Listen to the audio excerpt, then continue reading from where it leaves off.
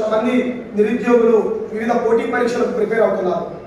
ఈ రాష్ట్ర ముఖ్యమంత్రి గారు ప్రతిపక్షంలో ఉన్నప్పుడు ప్రతి సంవత్సరం జాబ్ క్యాలెండర్ ఇస్తాను, ప్రతి ఏటా డిఎస్సి ఇస్తాను, 6500 ఎస్ఐ కానిస్టేబుల్ పోస్టులను భర్తీ చేస్తామన్నటువంటి ముఖ్యమంత్రి అధికారంలోకి వచ్చిన తర్వాత ఒక్కటంటే ఒక కానిస్టేబుల్ కానీ, టీచర్ ఉద్యోగాన్ని కానీ, గ్రూప్ 2 ఉద్యోగాన్ని కానీ భర్తీ చేసినటువంటి పాపాల పోలేదు.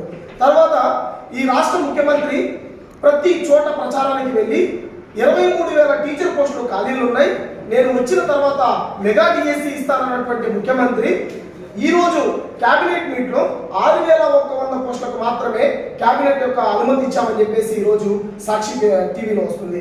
ఈ రాష్ట్ర ముఖ్యమంత్రిని ఒకటే అడుగుతున్నారు, గతంలో 2019 ప్రచార సమయంలో ఒక మాట అన్నావు, మన బిడ్డలు వేల కోచింగ్ సెంటర్లలో డబ్బులు ఖర్చు పెట్టుకుంటూ ప్రిపేర్ అవుతున్నారు, ఈ పెద్ద మనిషి 7,000 టీచర్ ఉద్యోగాలకు నోటిఫికేషన్ ఇచ్చాడన్నటువంటి ముఖ్యమంత్రి ఈ రోజు నువ్వు 6,100 పోస్టులకు ఏ విధంగా నువ్వు డిఎస్సి నోటిఫికేషన్ ఇస్తావని చెప్పేసి మేము ప్రశ్నిస్తున్నాం. ఈ రోజు అన్ని పార్టీలను మేము సపోర్ట్ అడుగుతున్నాం. ఈ రోజు బీసీవై పార్టీ రామచంద్ర యాదవ్ గారు కూడా నిరుద్యోగుల పక్షాన మాకు సపోర్ట్ చేశారు. జేఏసీకి పెద్ద ఎత్తున అన్ని ప్రతిపక్ష పార్టీలు మొత్తం ఈ రోజు నిరుద్యోగుల పక్షాన్ని నిలబడుతున్నాయి. నువ్వు, మీ నాయకులు, మీ ప్రజాప్రతినిధులు రోడ్ల మీద తిరగాలంటే నువ్వు ఏదైతే చెప్పావో హామీ, ఆ హామీని నిలబెట్టుకోవాలి.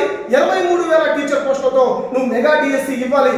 నేను మినీ ఇస్తాను, లేదు 5,000 6,000 ఇస్తానంటే కనుక పప్పులు ఉడకవు. నీకు కూడా మేము సింగిల్ డిజిట్ కి ఎమ్మెల్యే స్థానాలకు మేము పరిమితం చేస్తాం. రోడ్ల మీద ఎక్కడ కూడా తిరగనిచ్చే పరిస్థితి ఉండని కూడా చేస్తామని చెప్పేసి నేను తెలియజేసుకుంటున్నాను. ఇంకో విషయం, మన సజ్జల రామకృష్ణారెడ్డి ఒక ఆయన ఉన్నాడు, ఏదైనా చేస్తే ఆయన దగ్గరికి వెళ్ళాలి. ముఖ్యమంత్రి సజ్జల రామకృష్ణారెడ్డి లేకపోతే జగన్మోహన్ రెడ్డి? సజ్జల రామకృష్ణారెడ్డి దగ్గరికి వెళ్ళి మా సమస్యలు విన్నవించుకోవాలా? ఒకటే మేము అడుగుతున్నాం, దాదాపుగా రాష్ట్రంలో 40 లక్షల మంది నిరుద్యోగులు ఉన్నారు.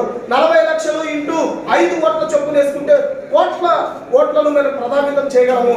కాబట్టి వెంటనే మీరు ఏదైతే చెప్పారో జాబ్ క్యాలెండర్ కావచ్చు, మెగా డిఎస్సి కావచ్చు, ఇలాంటి వాటిని మీరు నిలబెట్టుకోవాలి.